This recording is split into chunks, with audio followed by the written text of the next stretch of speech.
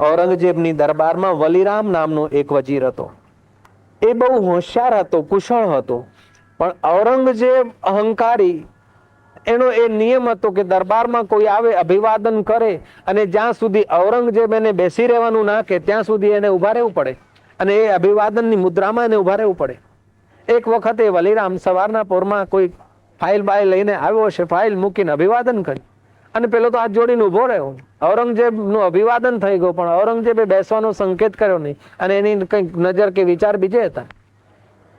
એને સ્મૃતિ થઈ કે એક માટીના પૂતળાનું આટલું અભિવાદન કરું છું. આ ઔરંગઝેબ અહંકારીનું, કોઈ આત્મરામી સંત હોય તો બીજી વાત છે કે ચલો આત્મામાં ડૂબ્યા છે, આ તો અહમમાં ડૂબેલો છે. અહમમાં ડૂબેલાનું આટલું અભિવાદન કરું છું, હામું જોતો નથી. એના કરતા એ પરમાત્માનું અભિવાદન કર્યું તો મારું હૈયું ઠરી ગયું હોત. એ ધીરે રહીને એને ફાઇલ મૂકીને પછી પાછી પાની ધીરે ધીરે દબાયેલા પગે પાછળથી નીકળી ગયા. અને થોડી વાર પછી औरंगजेब ની नजर गई कि वलीराम कहाँ है दीवान. बोले हजूर ये तो अभिवादन करके खड़े थे काफी देर तक, लेकिन आपने उनको कोई बैठने का संकेत नहीं किया, तो नाराज सी मुद्रा थी उनकी और वे चले गए. बोले जो शाही फरमान है, उनको हुक्म, शाही हुक्म है, वे जल्दी आए जहां भी हो. नौकर दौड़े घर पर, देखा घर पे तो वलीराम तो बाएं भुजाएं पसार कर डंडेरा पिटवा रहा है कि जिसको जो वस्तु चाहिए, मृत्यु सब ले जाएगा, उसके पहले भाइयों तुम ले जाओ, जिसको जो चाहिए ले जाओ. सर्व त्याग यज्ञ की घोषणा कर दी. सर्व त्याग यज्ञ की घोषणा की. जिसको जो वस्तु चाहिए घर से उठाए लिए जा रहा है और वलीराम मुस्कुरा रहा है. धोती के 2 टुकड़े करके एक तो बांध दिया, पंचिया बना दिया और एक साधु बाबा जैसी करके, और तो यमुना किनारे चले गए. नौकरों ने आके बताया कि उन्होंने तो सर्व त्याग यज्ञ किया है और साधु का वेश बनाकर यमुना के किनारे चले गए. वहां जाओ, वहां जांच किया तो एकदम मस्त पड़े हैं, प्रभु की महिमा में मस्त, एकदम शांत, ईश्वरी मस्ती में, एकदम त्याग वृत्ति में, वैराग्य में आ गए. आदमियों ने आके बताया कि वो वलीराम नहीं, अब तो संत वलीराम हो गए. अब तो किसी के तरफ आंख उठा के निहारते नहीं, कोई वैराग्य की ऊंची धारा में उनकी चित्त की वृत्ति पहुंच गई है. औरंगजेब वहां पहुंचा है यमुना किनारे दिल्ली में. औरंगजेब जाकर खड़ा हुआ है तो औरंगजेब कहता है कि वलीराम, आखिर तो मैं तेरा मालिक हूं, तेरा स्वामी हूं. मैं खड़ा हूं और तू अभिवादन नहीं कर रहा है, बैठने को नहीं कह रहा है. पैर कब से पसारे हैं? वलीराम कहता है कि जब से हाथ सकोड़ लिए तब से पैर पसारना सीख लिया. जब से इच्छाएं छोड़ दी तब से शहंशाह हो गया. कि तू आखिर तो मेरा गुलाम था, मेरा नौकर था, मेरा दीवान था. बोले तुम्हारा मैं दीवान नहीं था, मैं नौकर तो अपने अहंकार का था कि मुझे लोग वजीर कहें, मुझे लोग दीवान कहें, मुझे अच्छा घर मिले रहने को, अच्छी गाड़ी मिले, अच्छा बगी गाड़ी मिले, नौकर मिले, चाकर मिले, साधन मिले. जब तक वासनाएं थी, इच्छाएं थी, तब तक मैं तुम्हारा गुलाम था. और औरंगजेब ऐसा मत समझना कि लोग तुम्हारे गुलाम है. लोग तुम्हारे गुलाम नहीं, लोग अपनी इच्छाओं के गुलाम है, वासनाओं के गुलाम है, अपने अहंकार पोषने के गुलाम है. तुम्हारा अभिवादन नहीं करते, लेकिन अपनी इच्छा वासना तुम उनसे अभिवादन करवाती है. बोले लेकिन ये करने से तेरे को क्या फायदा हुआ? पैर पसार के बैठा है, क्या लाभ हुआ? बोले अभिवादन करते हाथ जोड़कर खड़ा था तो तुम निगाह तक नहीं डालते थे. अब थोड़ा सा तुम्हारे से निगाह हटाकर उस मालिक के तरफ निगाह किया है तो जहां पना तख्त छोड़कर इस बालू में आकर मनाने को तैयार हो गया. अभी तो श्री गणेश है, आगे आगे और देखते रहना. अभिवादन करते थे, जी हजूर करते थे तो आंख फरकाते नहीं थे हमारे तरफ. और जब ईश्वर के होने के लिए थोड़ा सा, अभी तो टेम्पररी गणवेश पहना है, अभी तो दीक्षा नहीं ली, साधना शुरू नहीं की, पैर पसार के बैठे हैं, उसकी याद में जरा सा बैठे तो तख्त छोड़कर तुम यहाँ आ गए हो. तो हो सकता है कि आगे चलकर तुम दिल छोड़कर मेरे पास आ जाओ चरणों में शांति पाने के लिए. ऐसा भी तो हो सकता है. आदमी को जब लग जाए तो बहुत कुछ कर सकता है, घर में रहते हुए भी कर सकता है. एक आध महीने में 1-2 दिन मौन रहे, एक आध दिन में 1-2 घंटा मौन रहे, एक आध भोजन की लंच आदि के समय में 1-2 मिनट पहले प्रसन्न रहे, भोजन के बाद 1-2 मिनट प्रसन्न रहे, तो तुम्हारे चित्त का निर्माण होगा. शत्रु की बात को दोहराने से तो चित्त खराब होता है, लेकिन कन्हैया की बात को याद कर दो, कृष्ण की बात को याद कर दो, बुद्ध की बात को याद कर दो, कबीर की बात को याद कर दो, राम तीर्थ की बात को याद कर दो, रंग अवधूत की बात को याद कर दो, नारायण बापू की बात को याद कर दो, और किसी बापू की बात को याद करके कि हरि को भजे सो हरि का होए, मैं प्रभु का हूं प्रभु मेरा है, क्यों प्रभु मैं तेरा हूं नहीं, ऐसा करके उसके साथ अपना नाता सुमरण करो। ईश्वर के साथ तुम्हारा शाश्वत नाता है, उस शाश्वत नाते को तुम बार बार दोहराकर याद करके तुम उसके साथ अपना तादात्म्य करो, और भगवान के साथ तुम्हारा नाता जितना परिपक्व होगा उतना तुम्हारे जीवन में महक आएगी, उतना तुम्हारा जीवन धन्यवाद से भर जाएगा, उतना तुम्हारा व्यवहार भजन बन जाएगा। उतना बल तो माला जपने में नहीं, उतना बल उपवास करने में नहीं, उतना बल चांद्रायण करने में नहीं, जितना बल अपना ईश्वर के साथ संबंध जोड़ने में है। बच्चे में योग्यता कम होती है, मुनि में योग्यता ज्यादा होती है, फिर भी बच्चे का संबंध पिता के साथ होता है तो मूढ़ी का वारसदार बच्चा बनता है। ऐसे ही जीव का संबंध ईश्वर से अगर शाश्वत है तो ईश्वर की जो शाश्वतता है, अखंडता है, वही तुम्हारी शाश्वतता, वही तुम्हारी अखंडता, और वही तुम्हारी चेतना चमकने लगेगी। नुमाई पंडित बड़े रूपवान थे, गौरांग उनका नाम था, बाद में वो गौरांग प्रभु चैतन्य महाप्रभु के नाम से प्रसिद्ध हुए। वो विद्या में तो बहुत आगे थे, कईयों को परास्त कर दिया था, लेकिन एक दिन सोचा कि शास्त्रार्थ करके कईयों को परास्त किया, डिग्रियां मिली, वाहवाही हुई, लेकिन अंदर से उस परमात्मा के साथ के तादात्म्य का तो रस नहीं आया। वो सच्चे हृदय से भगवान के दर्शन करते करते प्रार्थना करने लगे कि प्रभु मैं तेरा हूं, मेरा हाथ पकड़ ले, मुझे तेरे प्रेम स्वरूप में, तेरे आनंद स्वरूप में डुबा दे। सच्चे हृदय की प्रार्थना करते करते करते उनका हृदय भक्ति रंग से रंग गया, रंगते रंगते लोगों को रंगने का सामर्थ्य आ गया। एक बार वो अपने भक्तों के साथ जगन्नाथपुरी से नील पर्वत की ओर जा रहे थे। रास्ते में एक तालाब पर कोई धोबी कपड़े धो रहा था। गौरांग ने देखा कि दूसरों के तो कपड़े धोता है, लेकिन इसके दिल को धोने का मुझे मौका मिला है। गौरांग उस धोबी के नजीक आए और बोलते कि भैया प्रेम से एक बार हरि बोल कह दे। धोबी तो नीचे डाल माथू नीचे ने हिस्सो हिस्सो करे जाए छे। बोले महाराज होंगे तुम्हारा जो भाव नहीं, आगर जाओ आगर जाओ। साधु महाराजों का तो पहले भी अपमान होता था, क्योंकि साधु वेश में कई बाबा ऐसे अमर ज्योति पहले भी होते होंगे, तो अभी हुए तो क्या बड़ी बात। रावण ने भी तो ऐसा किया था, तो औरों ने किया तो क्या।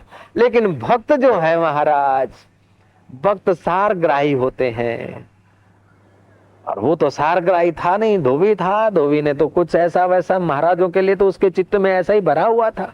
बोले महाराज आगे जाओ, मैं कोई ऐसा बेवकूफ नहीं, तुम्हारी बातों में आता हूं। गौरांग के तुम मेरी बातों में तो नहीं आ, लेकिन एक बार हरि बोल कह दे।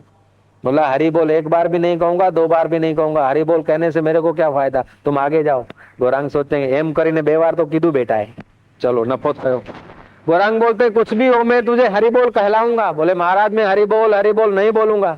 ये क्या हरि बोल कहलाने की जिद क्या पकड़ी है। गौरांग कहते हैं कि 7 बार हो गया, मन में सोचा। गौरांग ने कहा इस बहाने भी चलो, दीवार की एक ईंट हिल रही है तो दूसरी भी हिलेगी, एक ईंट हट गई तो दूसरी हटाने में आसान होता है। अहंकार की पकड़ थी, नहीं बोलूंगा, नहीं बोलकर भी तो बोल रहा है हरि बोल नहीं बोलूंगा। हरि बोल करने से क्या फायदा। महाराज आगे बालो, तुम ही जाओ, हरि बोल करते रहो, हम हरि बोल नहीं करने वाले। गौरांग ने कहा तुम नहीं करने वाले, कैसे नहीं करने वाले, मैं तो करवा के जाऊंगा भैया। प्यार से एक बार हरि बोल कह दे, ऐसे वैसे भी हरि बोल कह दे, हरि बोल कह दे ना। बोले नहीं कहूंगा हरि बोल कहते, ये क्या झक लिया है। गौरांग भीतर से प्रसन्न हो रहे कि चलो ग्राहकी हो रही है। जय श्री कृष्ण। क्या महापुरुषों की उदारता है, क्या धीरज है। ऐसे महापुरुषों के कारण ही हम लोगों की संस्कृति टिकी। हरि बोल कहला रहे हैं, वो अनजाने में कहे जा रहा है। आखिर देखा गौरांग ने कि काफी हिल चुकी है दीवार, अब उसे धक्का ही लगाना है। गौरांग ने क्या करा कि वो मैला कपड़ा जो धो रहा था धोबी, उसके हाथ से छीन लिया कि भैया हरि बोल करने से अगर तेरा रोजगार रुकता है, हरि बोल कहने से अगर तेरा धंधा रुकता है, हरि बोल कहने से तेरा काम रुक जाता है, तो ला कपड़े मैं धो देता हूं, तू हरि बोल कहे। ऐसे करके कपड़ा छीन लिया। जब कपड़ा छीना तब धोबी ने आंख उठाई, ऊपर देखा है। उसके पहले ऊपर नहीं देखा।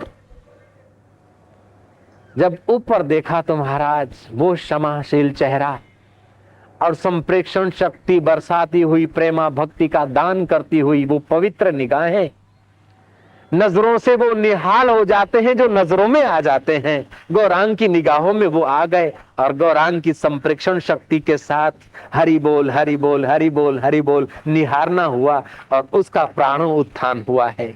प्राणोत्थान होने के बाद कुंडलनी जागृत होती है।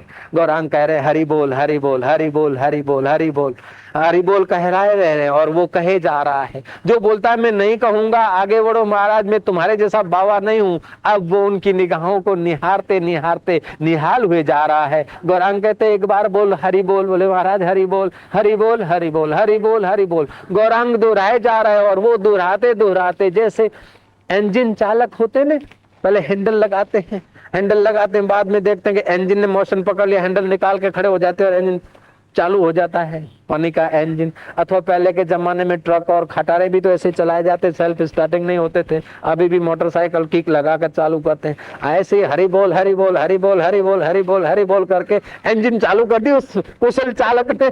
और जाकर दूर खड़े हुए भक्तों ने देखा कि हमारे गुरुजी कुशल चालक है। हरि बोल करते करते रिचार्ज कर दिया उस धोबी को। अब तो धोबी कपड़ा लेकर हरि बोल हरि बोल हरि बोल हरि बोल, रिदम हो गई उसकी, तो ढोलक की जरूरत नहीं पड़ी, चमचमाता रहा है हरि बोल हरि बोल हरि बोल हरि बोल।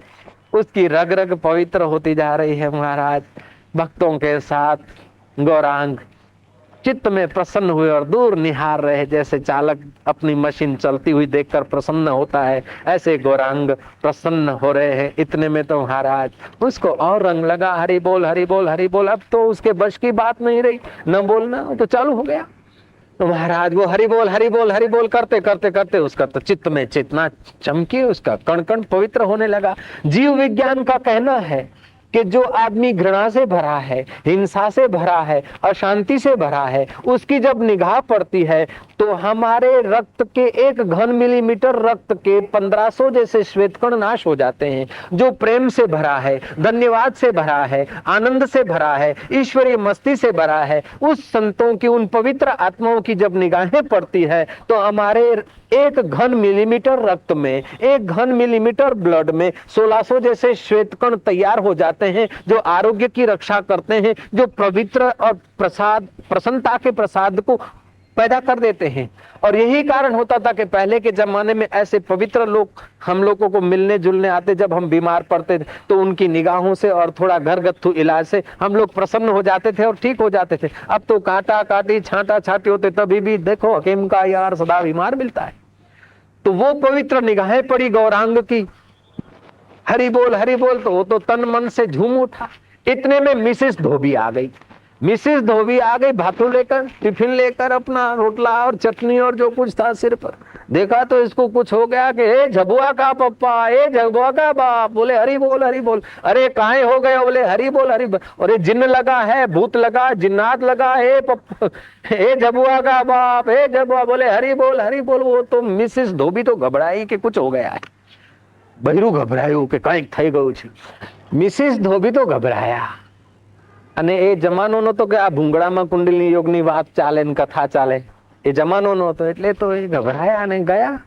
ગામમાં ગઈ એ બાઈ બિચારી અભણ બાઈ, છનિયાને બોલાઈ, એ અમથાને ગેલાને બધાને બોલાયા કે આના જબવાના બાપને કંઈક થયું છે, ભૂત વળગ્યું છે, જીનાત વગડ્યો છે, હરી બોલ કંઈક કરે છે ને ઝૂમે છે ને મને તો બહુ બીક લાગે છે, એટલે આખું ગામ ટોળે વળીને આવ્યું। આવું કંઈક હોય એટલે લોકો વધારે આવે। જય શ્રી કૃષ્ણ।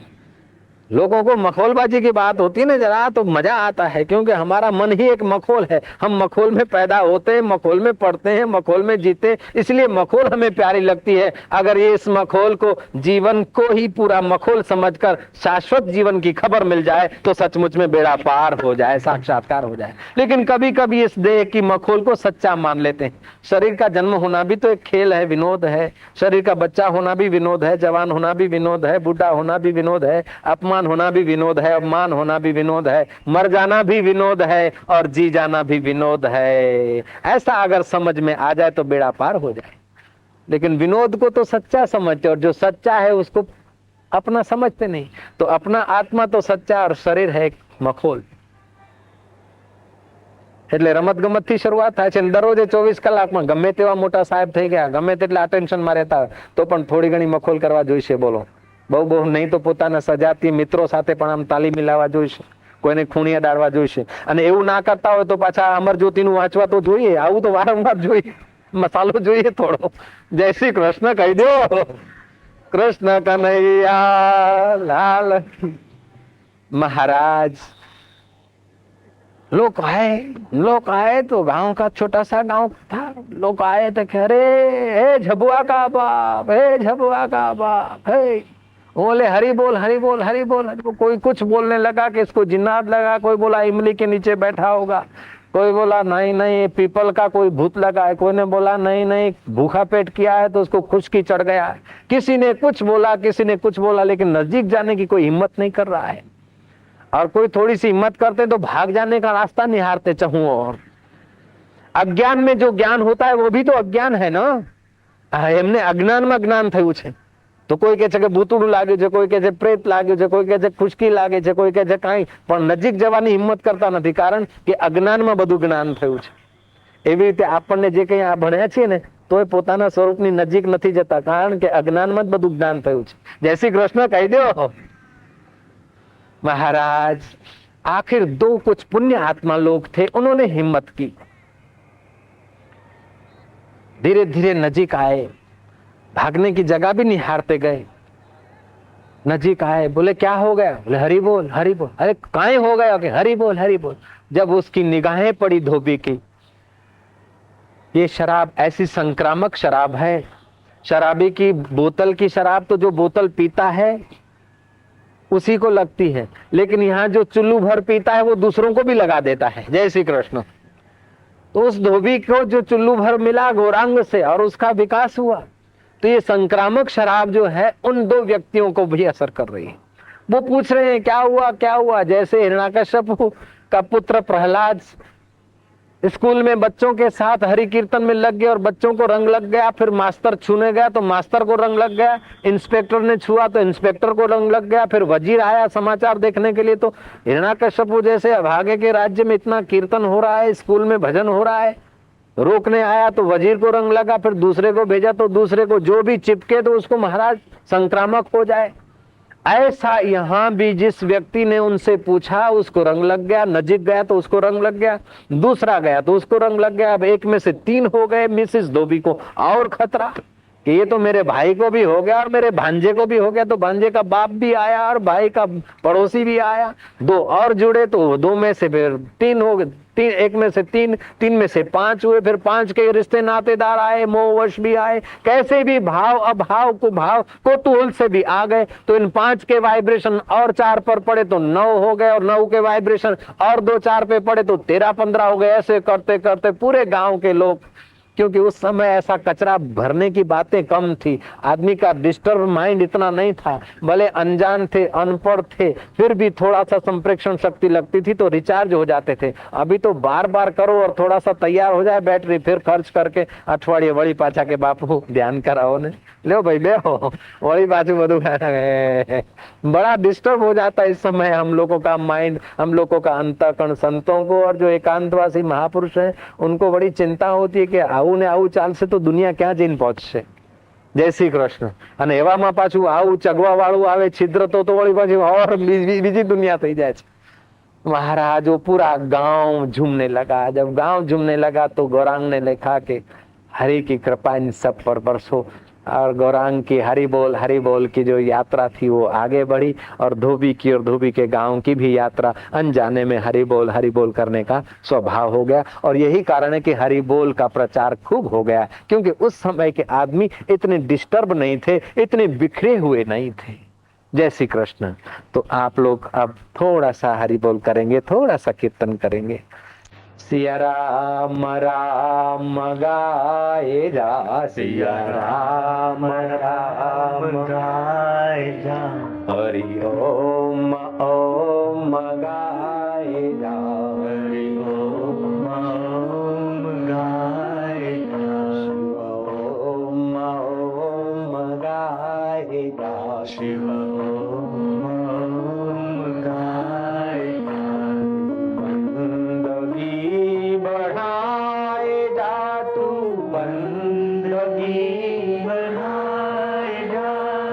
बंदगी बढ़ाए जा, तू बंदगी बढ़ाए जा, तेरी नैया पार लगाए जा, तेरी नैया पार लगाए जा। हरि ओम ओम गाए जा, ओम ओम गाए जा, तू प्रीति को बढ़ाए जा, तू प्रीति को बढ़ाए जा। शिव ओम ओम गाए जा, ओम ओम गाए जा।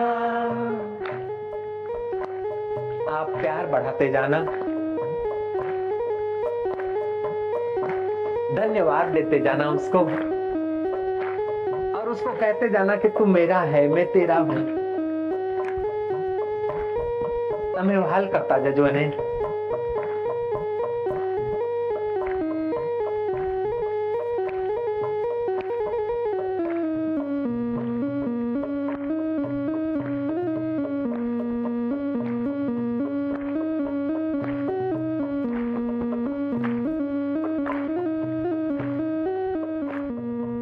ओम ओम गाए जा, हरि ओम ओम गाए जा, सिया राम राम गाए जा, राम राम गाए जा, मेरे राम राम गाए जा, राम राम गाए जा, तेरी नैया पार लगाए जा, तेरी नैया पार लगाए जा, तू बंदगी बढ़ाए जा, बंदगी बढ़ाए जा।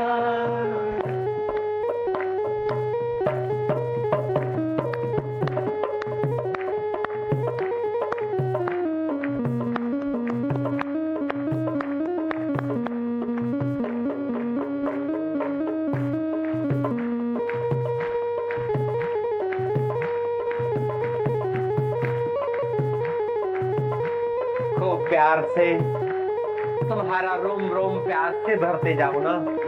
जय हो प्रभु, धन्यवाद से भरते जाओ अपने को।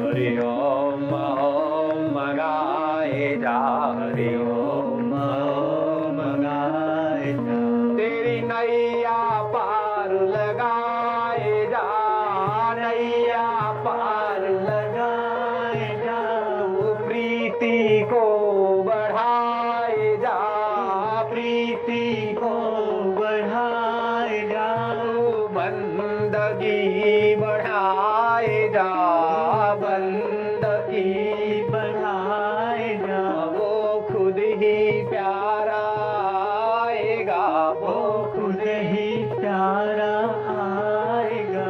हरि ओम ओम गाए जा, ओम ओम गाए जा, जय हो।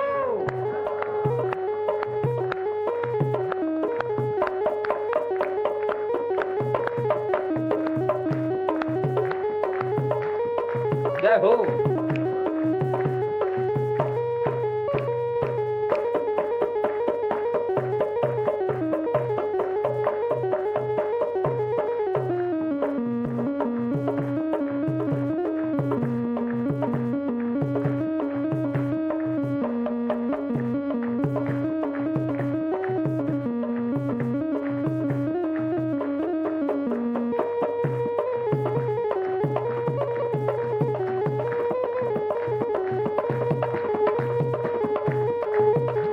प्यार से, खूब धन्यवाद से, अहोभाव से, हरि हरि बोल